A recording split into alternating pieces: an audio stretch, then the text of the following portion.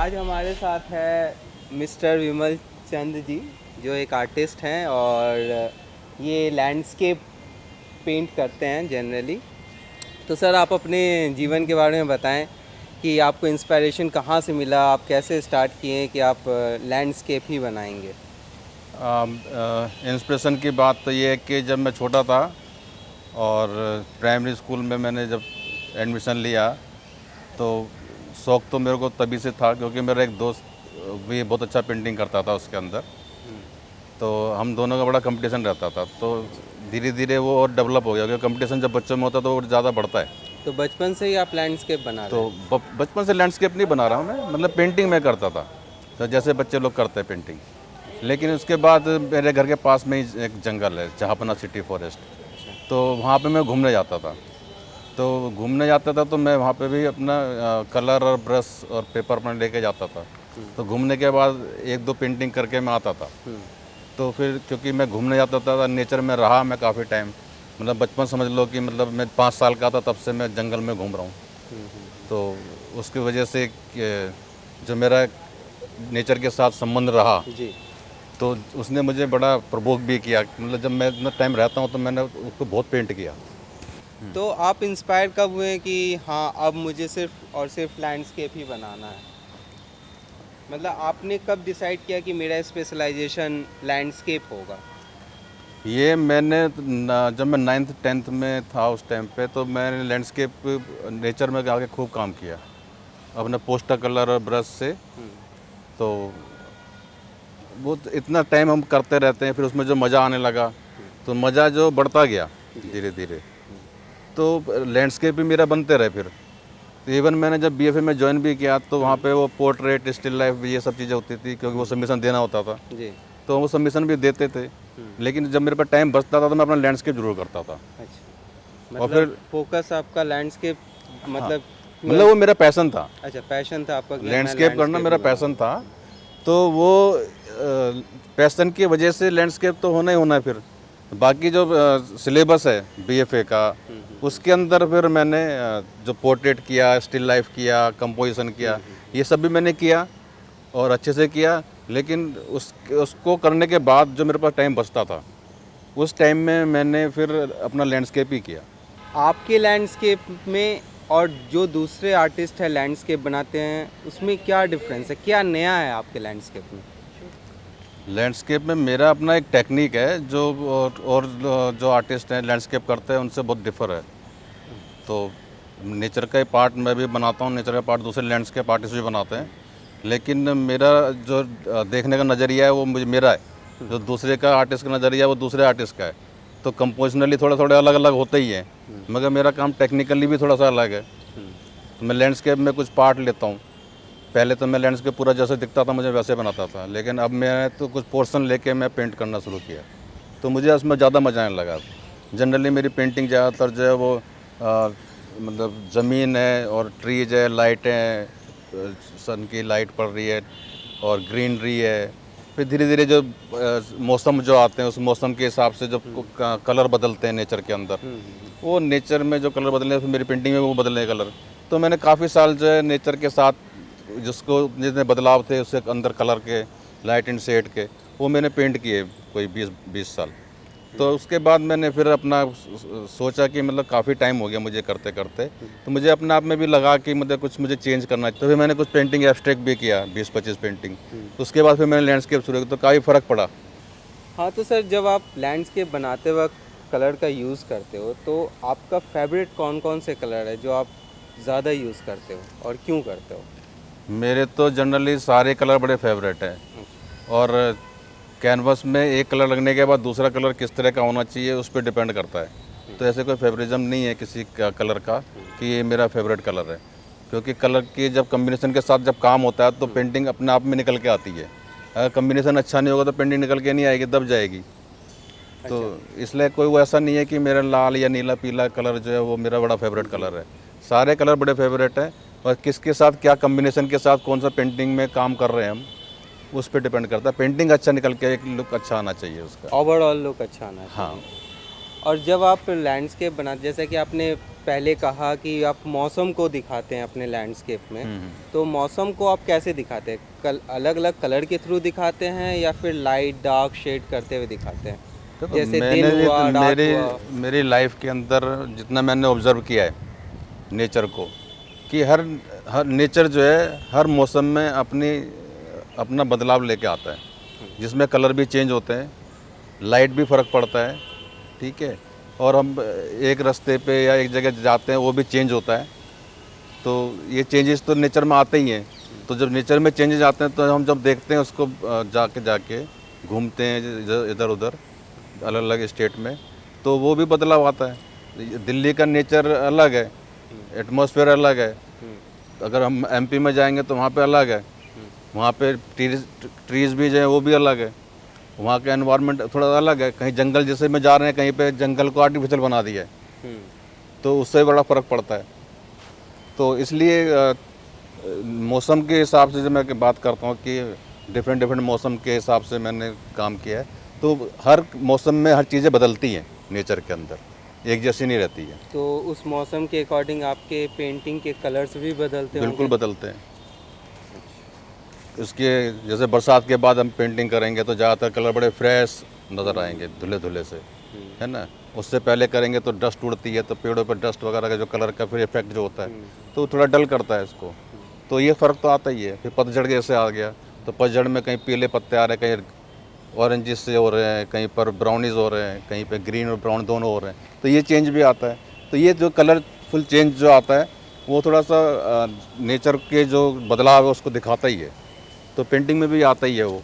लेकिन अभी जो है वो सारा चीज़ें जो बहुत डिफ़र हो गया है। अलग से एक सोर्स जो है वो मालूम पड़ता था पहले मेरी पेंटिंग में, अब सोर्स मालूम नहीं पड़ेगा, लेकिन पेंटिंग में अपने आप ये कहते हैं ना एक इल्यूजन से अपने आप में से निकल के आ रही लाइट, वैसा इस तरह की अब पेंटिंग हो रही है। मतलब कलर का अच्छे से तालमेल करते हुए हाँ। आप उसको दर्शाते हो, लाइट कहाँ है, डार्क कहाँ है, हाँ। ये सब कुछ। और फिर जो पहले ट्रीज़ की जो एक क्लियरिटी थी, अब ट्री लगेगा, क्लियरिटी के साथ नहीं होगा, लेकिन आभास रहेगा उसका ट्री है। कि वो ट्री है। हाँ, मतलब ट्री है, घास है या ट्री ना होकर रास्ता उसका है। एक हाँ, छोटा सा पोर्शन और उसमें सब कुछ। थोड़ा सिंप्लीफाई कर दिया है, जैसे एक रियलिस्टिक चीज़ दिखती है नेचर के अंदर, वैसे देखते मतलब हुए आपने उसको प्योर नेचुरल बना प्योर दिया है, नेचुरल जैसा है जैसा वैसा मेरे ही को मैं बनेगा। फील कर पा रहा हूँ उसको। जैसा आप फील कर रहे हो वैसा हाँ। ही आप अपने पेंटिंग को भी दिखाते हो। हाँ, या कोई दूसरा अगर नया कोई देख रहा है इंसान उस पेंटिंग को, तो वो भी वैसा ही फील करे कि जैसा आपने दिखाना, आप मतलब जैसा आप दिखाना चाहते हो वो भी वैसा ही फील करना चाहिए। अब मेरे लैंडस्केप में ना बदलाव ये है कि अब वो जैसे व्यक्ति जंगल में देखता है उसको वैसा जंगल नहीं लगेगा। जैसे घना जंगल है, उसमें लाइट ट्विंकलिंग करती हुई आ रही है, वो स्पष्ट दिखती थी पहले। अब जो स्पष्टता नहीं है, लेकिन वो सब चीज़ें हैं, समझ के साथ हैं, और वो देखने में लगेगा कि हाँ लाइट भी पड़ रही है और शेड भी पड़ रही है, मतलब और वो फीलिंग है, वो फील ज़्यादा है। फील ज़्यादा है। हाँ, देखने मतलब आप से उसको ज़्यादा उसको देखने आप के बाद feel ना कर सकते हो उसको बहुत कि अच्छे मैं से वो फील कर हूँ। पाओगे। मतलब आप जाके इसको जाओगे और एंजॉय करोगे और उसको अपने से अच्छे से फील करोगे। तो जितना तो आप ये effect देखोगे है। उतना ज़्यादा आप उसको अपने अंदर महसूस करोगे। हाँ, ये आपका सबसे फेवरेट मौसम कौन सा है? मेरे सारे मौसम तो फेवरेट ही हैं, बस वो पतझड़ में जब पेड़ गंजे हो जाते हैं है ना। अच्छा। लेकिन उसका भी अपना एक लुक है, तो उसका गंजे है पेड़ को ना। आपने कभी बनाया है? मैंने एक दो पेंटिंग बनाया है, लेकिन उसमें मुझे ज़्यादा मज़ा आया नहीं। हाँ, मतलब उसमें कलर ख़त्म हो जाते हैं बहुत सारे, बस एक डंडियाँ सब ये सब चीज़ें होती है। मतलब तो पत्तों को आप ज़्यादा प्रेफरेंस देते हो? मतलब जो मज़ा जो है कलर का, जो मज़ा तो उसी में ही है ना, पत्तों के साथ ही है ना, है ना। हमारे तने के अंदर टहनियों में तो क्या एक कलर है, अब एक कलर को कितनी बारी पेंट कर सकते हैं। जी। हाँ, लेकिन अलग अलग स्टेट में जाएंगे, मौसम बदलता है, तो वहाँ पे ट्रीज़ अलग हो जाते हैं, कलर चेंज हो जाते हैं, उनके पत्ते ना भी हों बेशक से, तो वो भी अपने आप में एक अच्छा इम्पैक्ट देते हैं। जैसे लद्दाख में अगर जाओ बर्फीले इलाके में, तो वहाँ पे पतझड़ के टाइम में भी अपने पेड़ों का रंग जो है अलग है, और जब अगर जंगल सा हुआ तो एक अलग से एक पर्पल सी हल्की सी ग्रीन इस तरह की उसमें आवा चटकती है, उसको पेंट करने में मज़ा आता है। चलिए, आपका बहुत बहुत धन्यवाद। Thank you. आपके फैन और आपके जूनियर आर्टिस्ट है, वो आपके ये जो आप बता रहे हैं उससे बहुत फ़ायदा उठाएंगे। Thank you. और मेरी पेंटिंग में आपको जब भी आप मेरी पेंटिंग के सामने खड़े होंगे तो आपको लगेगा कि आप उस पेंटिंग के अपना एक पार्ट है। बहुत सारे लोग मुझसे पूछते हैं कि आपने पेंटिंग में मतलब नेचर बनाया है, लैंडस्केप पूरा बनाया, लेकिन आपने उसमें कोई बर्ड या ह्यूमन बीइंग नहीं डाला। तो मेरा मानना ये है कि जो मेरी पेंटिंग है उसमें अगर आप मेरी पेंटिंग के सामने से देखोगे, खड़े होंगे, तो आप अपने आप को उस पेंटिंग में महसूस करोगे। और मैं नेचर में अपने आप को ऐसा महसूस करता हूँ कि जैसे नेचर में हम दोनों आपस में बातें कर रहे हैं। और मैंने नेचर के बहुत खूबसूरत लम्हे जो हैं वो लाइट, शेड्स, टाइम, इनको अपने पेंटिंग में लाने की कोशिश की है। फर्स्ट टाइम विमल जी का मैंने वन मैन शो देख रहे हैं।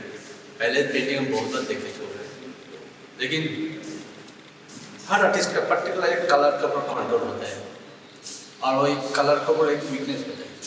मुझे हैरान लगा ये शो देखने के बाद, हर कलर का ऊपर उनका एक कंट्रोल है, हर कलर का ऊपर उनका एक फैसिनेशन है जो हर कलर यूज़ किया, जो हर आर्टिस्ट का अंदर इतना नहीं आता है। क्योंकि खुद में ही आर्टिस्ट होकर मुझे मालूम है पर्टिकुलर कुछ कलर का ऊपर मेरा कंट्रोल ज़्यादा होता है, बाकी कुछ कलर में मेरे थोड़ा कमजोर लगते हैं। लेकिन यहाँ पे आके मुझे ये एग्जीबिशन का सबसे बड़ा ब्यूटी लगा मुझे, ये हर कलर का इतना सुंदर से नेचर के साथ यूज़ किया जो इट इज़ वेरी रेयर। और सबसे अच्छा मैं साथ में कैप्टनशिप बोलूँगा, कैप्टनशिप इतना सुंदर है, इतना सेंसिटिव है। सुंदर और सेंसिटिव में बहुत फर्क है।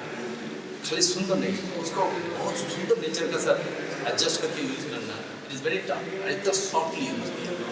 एक आर्टिस्ट का इतना काम एक साथ देखने का और इतना सीरियसली काम किया, इतना सेंसिटिव वे में काम किया, जो कोई काम में मुझे कहाँ पे भी नहीं लगा जल्दी ख़त्म करना, इमीडिएटली पेंटिंग को मैंने काउंटिंग करना, पेंटिंग वो नहीं है। हर पेंटिंग में लगता है जब तक उनको लगा दिस इज कम्प्लीट तब वो पेंटिंग से तो हर पेंटिंग में मुझे जब सबसे अच्छा लगा कलर, ना हर पेंटिंग के अंदर जो कलर यूज किया, जहाँ पे रिच कलर की ज़रूरत है वहाँ पे रिच कलर यूज किया, जहाँ पे सॉफ्ट कलर की ज़रूरत है वहाँ पे सॉफ्ट कलर यूज किया।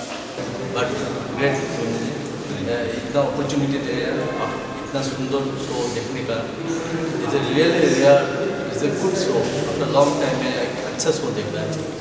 Thank you so much. Thank you. जो प्राकृतिक चित्रों के जो चुनिंदा गुणों को लेकर इन्होंने चित्रित किया, वो एक अपने आप में एक मिसाल है। हमेशा से हम लोग पेड़ को, ट्री को देखते हुए आए हैं विभिन्न तरीके से, लेकिन इसमें जो ट्री बनाए हुए हैं वो एक लेवल है, सुर और ताल जिसको कहे, सुर और ताल पूरे ऐसा लगता है जैसे जंगल में मंगल यहीं पर हो रहा है। तो ये बात एकदम चरितार्थ कर दी है विमल जी ने कि जंगल में मंगल कैसे होता है। आज हम इनके चित्रों को देखकर ऐसा फील होता है कि जीवन में कितने सारे कलर हैं और कितने सारे कलर एक पेड़ में हम लोग देख सकते हैं।